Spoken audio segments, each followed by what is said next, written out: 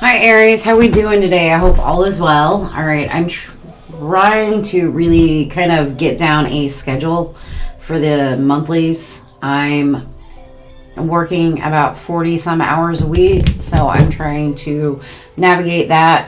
Plus, I've got graduations and Memorial Day coming up and an anniversary, so we're planning some trips and stuff, so I'm just trying to work all that stuff out.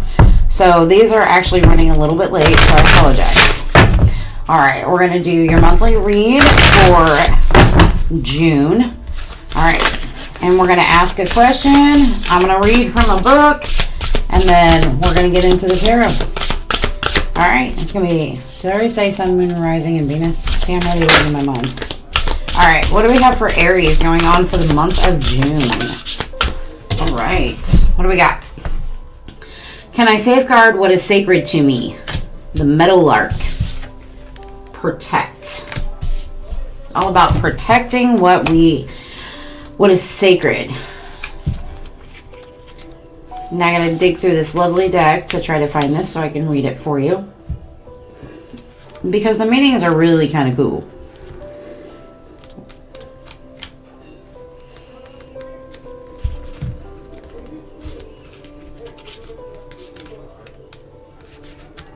And it's also an air energy because of the beautiful bird. I can't speak either, so bear with me today. There we go. And the need to protect is an integral part of being alive. When meadowlark lands, watch and learn. The songbird knows how to marshal her assets in defense of new life. Nesting on the ground is vulnerable proposition, exposing meadowlark to her family, to skunk, coyote, and snake, among others. Her ingenuity, see if I can read today, is protecting her nest, includes choosing dense areas and employing methods of concealment. Of course, meadowlark's habits are not shore-proof. Death is inevitable. Some of her young survive, some don't. If the goal was avoiding failure, loss, or disappointment, why lay eggs in the first place? And yet she does. Usually 2 broods in a season. Meadowlark reminds us that there's a worse fate, never trying in the first place or giving up altogether. She teaches us to protect our aliveness instead of shielding ourselves from experiences. Your dreams, aspirations, goals, and hopes are worthy of your care and attention, no matter what it takes. What do you want to outlast? What do you want to outlast you? So, I feel like this is saying do you want to get out and live, or do you want to continue to stay in that, comfort zone of protection? Alright, let's see what tarot has to tell you. Alright. No rhyme or reason, we're just going to see what comes out and go from there.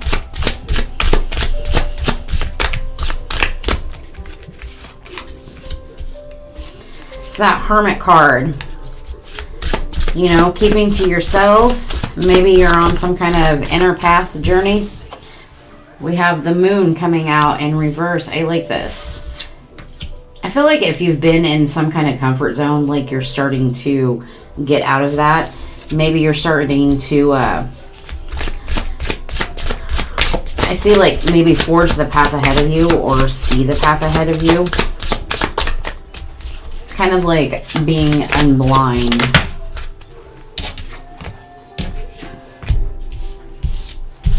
I feel like those need to be in reverse. The King of Cups and the King of Swords. I think all this time you've spent introspecting, trying to I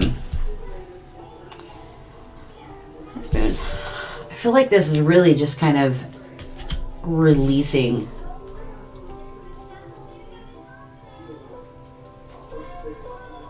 Maybe tempering some of your emotions. You know, kind of brings you to this path where you're a little bit more emotionally stable. I feel like you're getting to the point where your emotions match your clarity.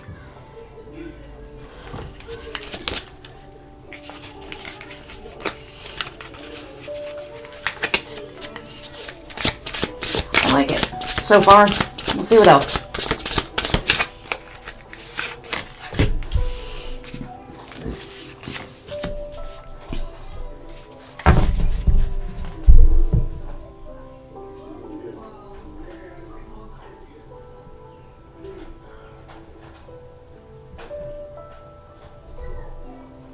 I feel like you've taken some time within to embrace what you can't truly see and really embrace the topsy-turvies of emotions, fear, all of that. And that's allowing you to be definitely very emotionally stable energy.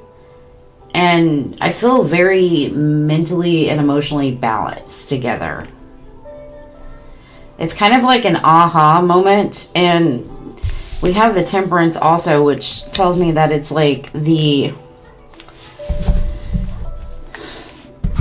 very like grounding, the light and the dark energy, the masculine and the female.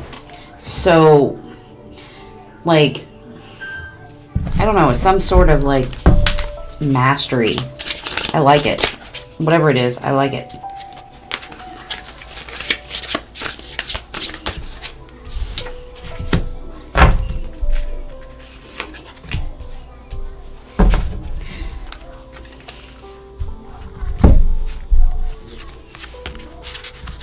I think we have the Strength too. I think you've been quietly healing. We have the Strength, kind of allowing yourself to focus on your inner needs and slowly working towards healing something, especially if you've been dealing with a lot of conflicts back here. Definitely a lot of change, a lot of fives. I feel like you've been in a very, very heavy mindset that's been kind of holding you back. And there's kind of like a change in perspective, especially about how you deal with the external and the internal conflicts that you do have with yourself. And you're really having the strength to have some patience when it comes to healing. You know, I feel like you have the Ten of Swords and this Four of Cups. And the Ten of Swords is reversed. So I think it's you letting something go that you feel like you missed out on. So it's definitely like a time for introspection, allowing those emotions to kind of smooth out and understanding those emotions. Puts you in this kind of realm of being emotionally content, but also very level-headed. And it's kind of like an aha moment that kind of puts you in a very balanced, even mode and allowing something to just end. And not really, especially if you feel like it's a missed opportunity or it's something that maybe you felt wasn't good for you type of energy. I'm not really quite sure what this Ten of Swords and this Four of Cups is. So, Ace of Pentacles. I feel like you're focused on those new beginnings. It's like allowing something to end. And she's got a book in her hand, not really paying attention to what the universe is trying to offer her to grow.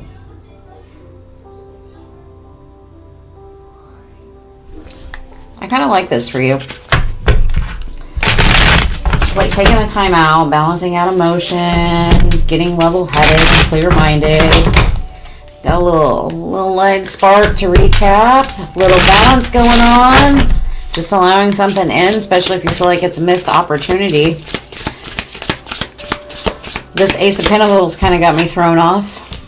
I feel like that Ace of Pentacles needs to go with this Four of Wands. Like, creating something new or something grounded and something able to be joyous about. All right, do we have anything else for Aries for the month of June?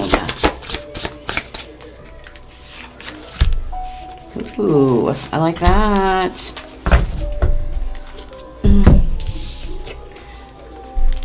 trust yourself when it comes to building something. Trust yourself when it comes to putting the work into what makes you feel grounded, what makes you feel stable, you know.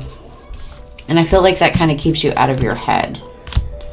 So it's a really, really awesome read. But definitely, I see like kind of the beginning of the month is you getting in tune, kind of evening out some of those emotions, getting through some of that uncertainty. Kind of middle, second week, kind of like balancing out those emotions and the mental clarity you're getting. And then I feel like this third week is moving into like having that aha moment. I always call it an aha moment. Whenever I see the Ace of Swords, it's like it clicks. And then everything starts balancing into place. It's also a divine timing type of issue. But it feels very balanced. It feels very patient, very peaceful type. And allowing something to get out of your... Sorry, we have random things going off on my phone. But definitely allowing something to end so that I feel like it maybe opens you up to new opportunities with that Four of Cups. I don't take it how you will. But I feel like you're planting a seed, something that you can be joyous and celebrate. You just need to trust yourself and where you want to put your energy. All right? Just get you a spirit message. And then we will let you be on with the rest of your day. All right. What do we have for the beautiful... I'm not going to take all that, but what do we have for the beautiful Aries? Beautiful zodiac sign of Aries.